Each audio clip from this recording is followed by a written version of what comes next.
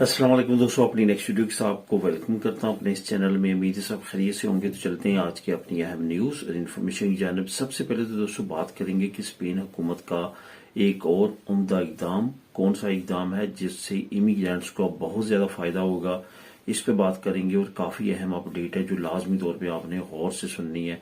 उसके बाद Spain family और वर्क वीजा जो पॉलिसी है वो तब्दील क्यों कर हुई, क्यों इतना ज्यादा टाइम लग रहा है और क्यों इतनी ज्यादा फैमिलीज को अब दुश्वारी है स्पेन का वीजा हासिल करने में, इस पे बात करेंगे।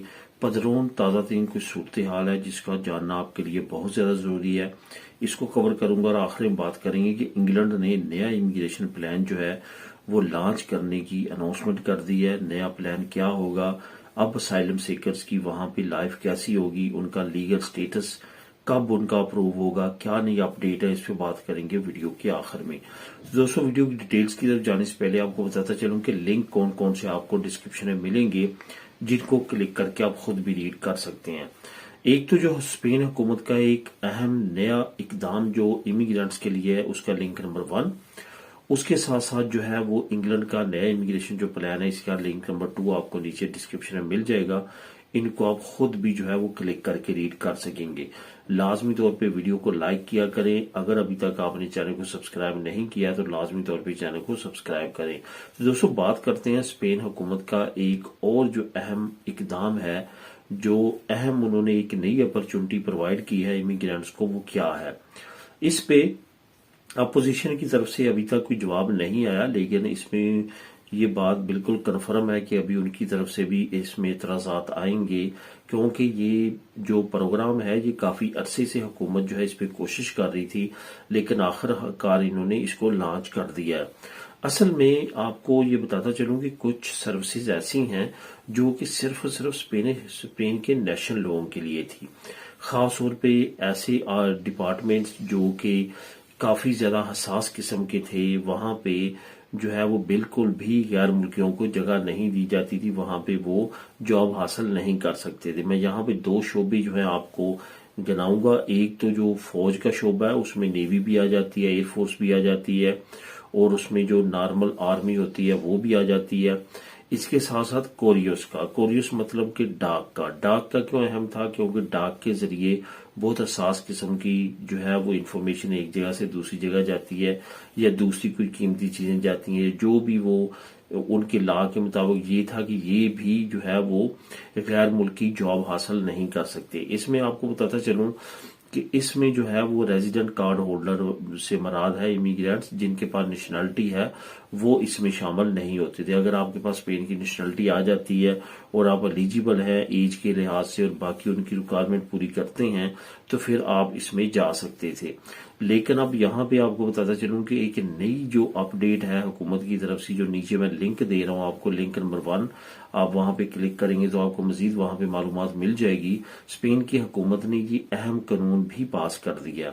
अब आपके पास अगर रेजिडेंट कार्ड भी होगा, ये जरूरी नहीं है कि आपके पास स्पेन की नेशनलिटी हो, तो आप जो है वो आर्मी में, जिसमें ये तमाम 3 की 3 जो अफवाज हैं वो शामिल हैं, इसके साथ साथ जो है वो आप कोरियस की जॉब के लिए भी आप अप्लाई कर सकेंगे और जॉब को हासिल कर सकेंगे।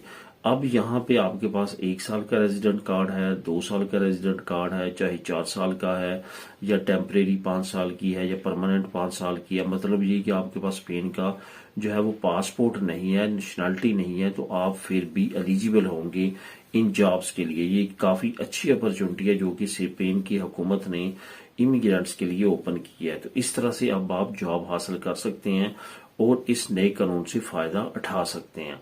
अब दोस्तों बात करते हैं कि स्पेन फैमिली और वर्क वीजा की पॉलिसी तब्दील क्यों कर हुई।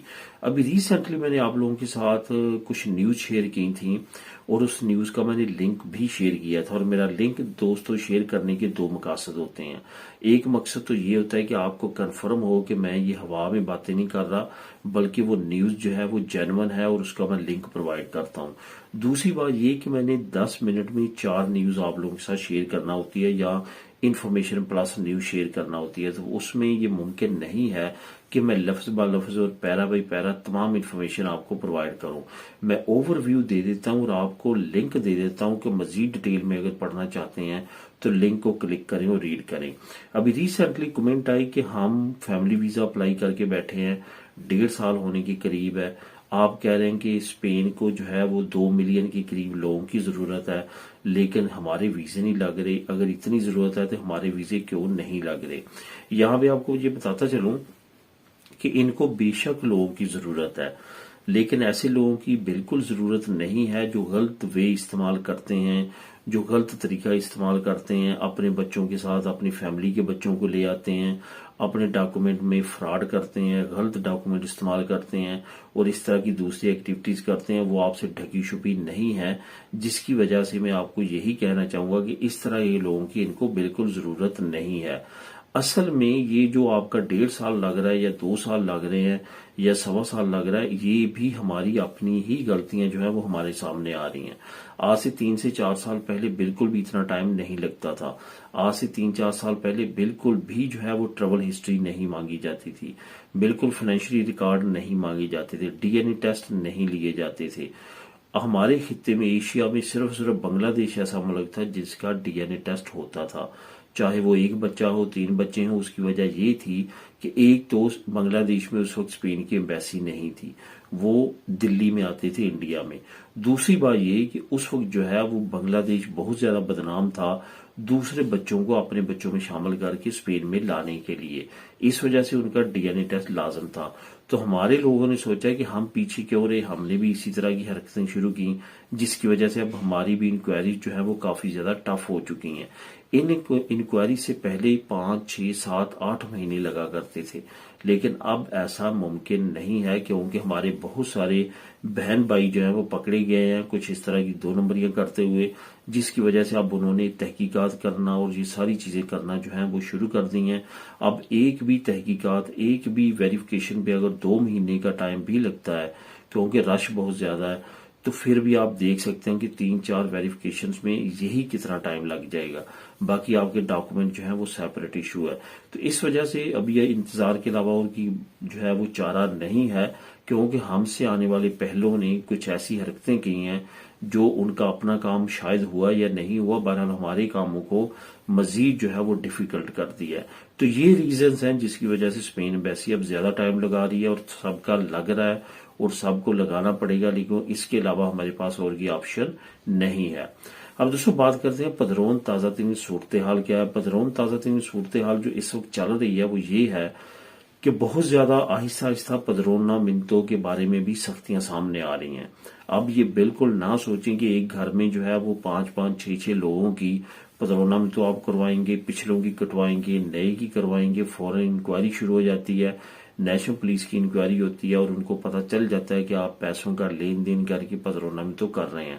کیونکہ بڑے پیمانے پہ یہ تمام فراڈ پکڑے گئے ہیں. بہت زیادہ محتاط رہیں، بہت زیادہ سختی ہے اور کوئی بھی اس طرح کی لیگل ایکٹیویٹی میں نہ شامل ہوں. اب یہاں پہ ایک اور چیز آپ کو بتاتا چلوں کہ جو لوگ ریڈ کراس کی پدرونامنتوں کرواتے ہیں وہ کسی شاپ وغیرہ کی یا کسی ایسی جگہ کا ایڈریس بالکل نہ دیں جہاں پہ رہائشی جو ہے وہ کوئی بھی رہنے کی جگہ نہ ہو. کیونکہ جب انکوائری کے لیے وہ آتے ہیں اور وہاں پہ دیکھتے ہیں کہ آپ نے ایک شاپ کا یا ایک مارکیٹ کا ایڈریس دیا ہوا ہے اور آپ کے خیال میں ہوتا ہے کہ وہ کون سا انکوائری کرنے آئیں گے، لیکن وہ آن لائن بھی چیک کر سکتے ہیں، ہر سارا ڈیٹا ملتا ہے اور خود بھی انکوائری کرنے کے لیے آتے ہیں. اس وجہ سے پھر آپ کو بین کر دیا جاتا ہے اور آپ بالکل بھی ریڈ کراس میں دوبارہ پدرونامنتوں نہیں کروا سکتے. اس وجہ سے بہت زیادہ احتیاط کریں، جینوئن ایڈریس دیں جہاں پہ آپ رہتے ہیں. جب انکوائری والا آئے وہاں پہ آپ اویلیبل ہوں تو تبھی آپ کی ریڈ کراس کی پدرونامنتوں اپروو ہوگی. آخر میں بات کرتے ہیں کہ انگلینڈ نے کون سا ایسا منصوبہ نیا منظور کیا اور شروع کرنے جا رہا ہے جس سے امیگرینٹس کے بہت زیادہ مسئلے مسائل جو ہیں وہ بڑھ جائیں گے. آپ کو میں نے لاسٹ ویک میں ایک نیوز شیئر کی تھی کہ یو کے کہہ رہا ہے کہ ہم نے ڈینش پروگرام کے مطابق اپنا امیگریشن پلان جو ہے وہ ترتیب دینا ہے. ڈینش پروگرام کیا ہے؟ یعنی کہ ڈنمارک کا وہ پروگرام اب انگلینڈ بھی لانچ کرنے جا رہا ہے. انگلینڈ میں پہلے جب آپ کا اسائلم یا ازیل اپروو ہو جاتی تھی تو 5 سال کے بعد آپ ایلیجیبل ہوتے تھے جو ہے وہ لیو ٹو ریمین جو آپ کو وہاں کی پرماننٹ ریزیڈنسی کہہ سکتے ہیں وہ ملنے کی.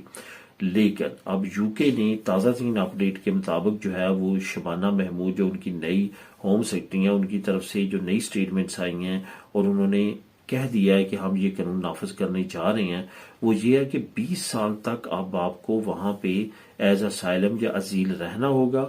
ہر 2.5 سال بعد وہ آپ کو چیک کریں گے کہ آپ کی اب کنڈیشن کیسی ہے, آپ کی کنٹری کی کنڈیشن کیسی ہے, آپ وہاں پہ جا سکتے ہیں, وہاں پہ امن و امان ہے. اگر آپ جا سکتے ہوئے تو آپ کا وہیں پہ ریجیکٹ کر کے آپ کو واپس بھیج دیا جائے گا, ورنہ 20 سال آپ کو رہنا پڑے گا ایز اسائلم سیکر. ازیل آپ کا سٹیٹس اپڈیٹ ہوتا رہے گا, چیک کرتے رہیں گے, اس کے بعد آپ جو ہے ایلیجیبل ہو سکیں گے وہاں پہ پرماننٹ ریزیڈنسی کے, جو کہ ایک بہت زیادہ ٹف قانون ہے. اور آنے والے وقت میں اسائلم سیکرز کے راستے بند کرنے کے لیے حکومت نے کافی سوچ سمجھ کے اس پہ فیصلہ کیا اور آنے والے وقت میں یہ قانون امپلیمنٹ ہوتا ہوا نظر آتا ہے. تو دوستو اس کی بھی ڈیٹیل اگر آپ جاننا چاہتے ہیں تو نیچے لنک نمبر 2 موجود ہے, اس کو کلک کر کے آپ خود بھی ریڈ کر سکتے ہیں. ملیں گے نیکسٹ ویڈیو میں نئی اپڈیٹس کے ساتھ. اللہ حافظ.